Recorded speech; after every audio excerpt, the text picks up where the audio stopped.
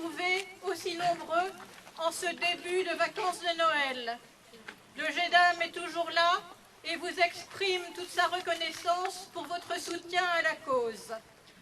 Reconnaissance aussi forcément envers le collectif, ses membres actifs, dont le dynamisme et la pugnacité ont assuré la réussite de nos rassemblements et tous spécialement de celui-ci.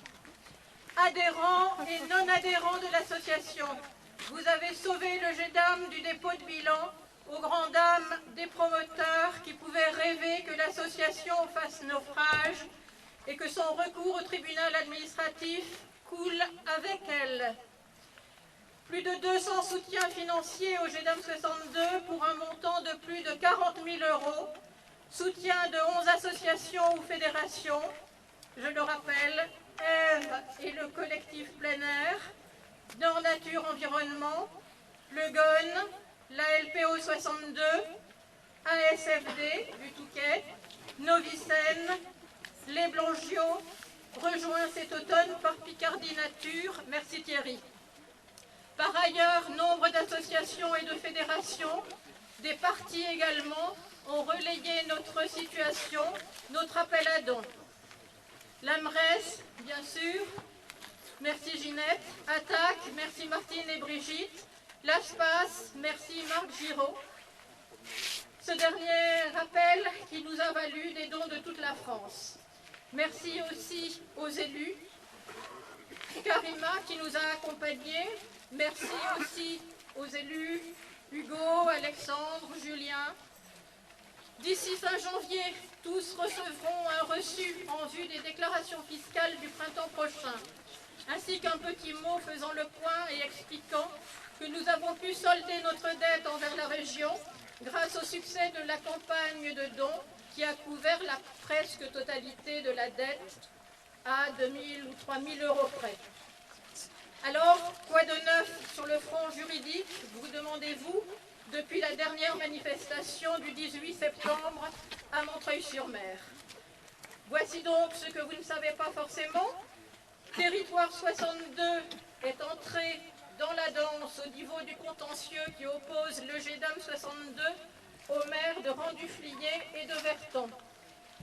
La SEM, Société d'économie mixte, Territoire 62, aménageur de la ZAC du champ Grèce pour le compte de la CA2BZM, la collectivité concédante, s'est invité fin septembre dans les échanges de mémoire dans le cadre du recours du GEDAM.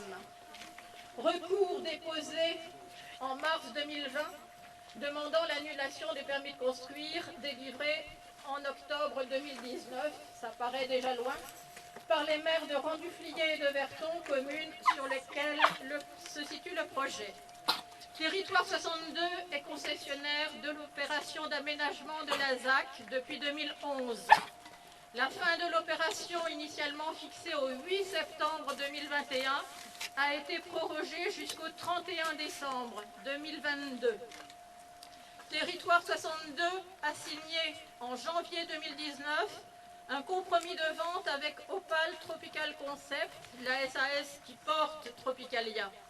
Le compromis de vente concerne 139 245 mètres carrés, soit près de 14 hectares, loin des un peu moins de 10 hectares annoncés dans le cadre du permis de construire.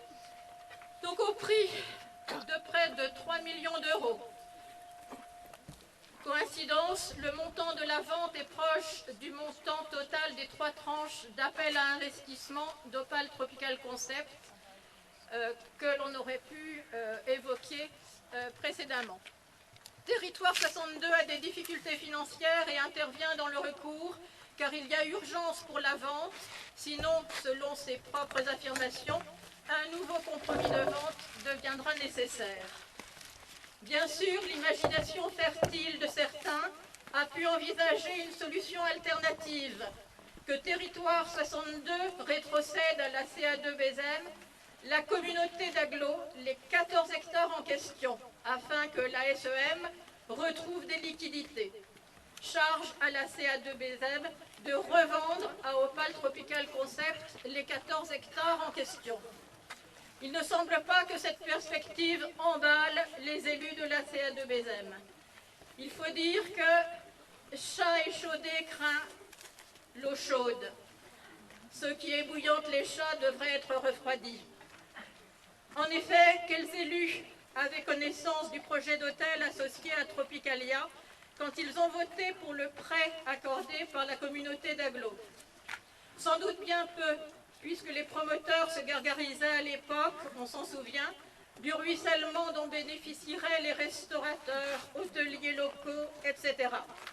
Pas de doute, les élus sont maintenant bien informés de l'insincérité des porteurs du projet. Chat échaudé craint l'eau chaude. Ce qui est bouillante les chats devrait être refroidi. La CA de Bézem ne rachètera donc pas les 14 hectares et Territoire 62 doit assumer une situation bien compliquée. D'où le mémoire porté par la Société d'économie mixte dans le cadre du recours juridique, mémoire qui n'invoque guère que le problème de la recevabilité du GEDAM 62, une fois de plus, et suggère tout au plus un permis modificatif pour lever certaines difficultés au niveau du permis de construire. Quoi de neuf depuis la dernière manifestation? Le jugement du tribunal administratif sur le recours du GEDAM, qui date maintenant de près de 2 ans, c'est pour quand, vous demandez-vous? La clôture d'instruction préalable à une audience et au jugement était fixée au 4 octobre, quand est survenu fin septembre le mémoire de Territoire 62. Le tribunal a rouvert l'instruction afin de permettre la poursuite des échanges, la réponse du GEDAM 62 en particulier. L'instruction est rouverte, mais il n'y a plus de date de clôture annoncée. Comme l'a dit Prévert, chaque échaudé craint l'eau chaude. Ce qui est bouillante les chats devrait être refroidi. Quoi de neuf depuis la dernière manifestation du 18 septembre? Le début des travaux, c'est pour quand, vous demandez-vous?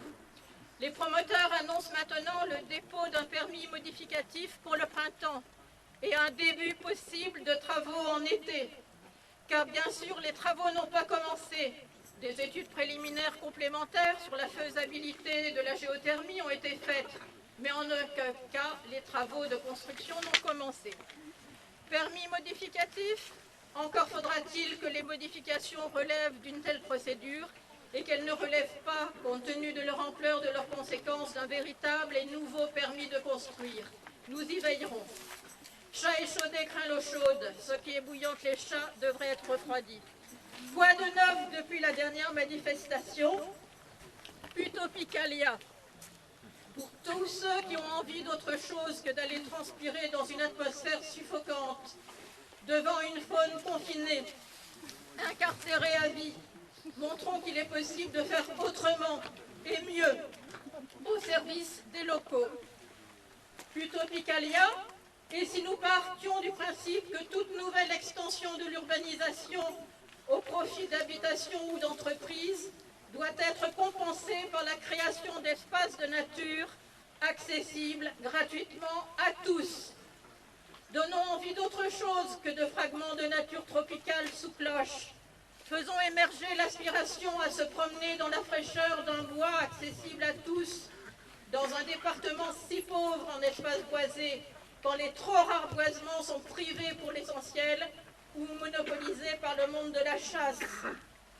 Et si nous faisions vaciller les certitudes de certains locaux, certitudes confortées par le soutien à Tropicalia de la part de la presse et de la plupart des élus locaux jusqu'à ce jour.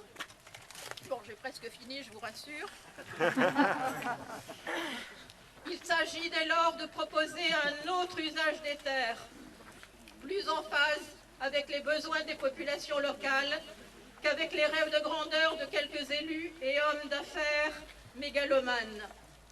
Il s'agit dès lors de montrer que le progrès ne se trouve pas forcément là où la pensée économique dominante veut continuer à nous porter, alors qu'en fait l'idée d'une croissance exponentielle et éternelle est profondément réactionnaire. Il s'agit dès lors de montrer que nous sommes capables de proposer des projets d'intérêt général, aussi légitimes socialement que la création d'infrastructures de loisirs de masse. Tout un programme et un chantier pour nous tous. Merci à tous.